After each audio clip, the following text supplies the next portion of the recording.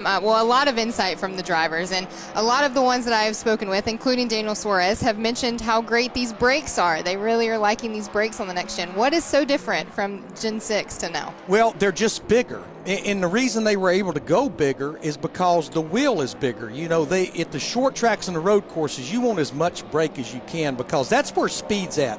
When I look at how speeds have escalated over the years at Martinsville, yeah, we're making more horsepower, we're making more downforce. The brakes are so much better, and that is a big deal at a road course. In fact, the brakes on these cars here, the next-gen car, it's about 30% more braking than the current car because the wheel's bigger, and they're going to use every bit of the inside of that wheel by putting as much brake as possible. And you see right there, that front rotor, the rear rotor is about 2 inches bigger in diameter. The front rotor is about 3 inches bigger in diameter, and that's just more braking. And that's where a lot of the speed's going to come at these road courses and short tracks, is how much more braking there is. Yeah, we will touch more on the wheels a little bit later, and obviously talk to the fans about the one lug nut going from 15 to 18 inch. But Larry, let's break down the car and let's start with the front, because the front bumper to the firewall, not much is changing.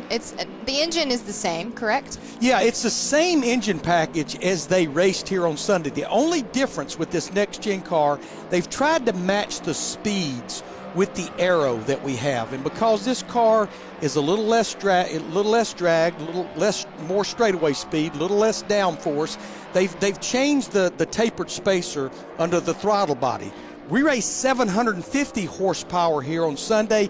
This is about 670 horsepower, about 80 horsepower less. But when you look at from the front bumper to the firewall, the big difference is its coilover springs. The springs, coilover shocks, the springs go over the shocks, where on our current car, the spring and the shock are separate. But the big thing, you've already heard a couple of drivers mention it, Kim and Alan mentioned it, is rack and pinion steering. That's basically what our passenger car has on it today. If you look at the current car, it's a steering box with a drag length with 2 tie rods. It's the same thing, even though it's come a long way and evolved, it's the same thing we were running when I first got here in 1980.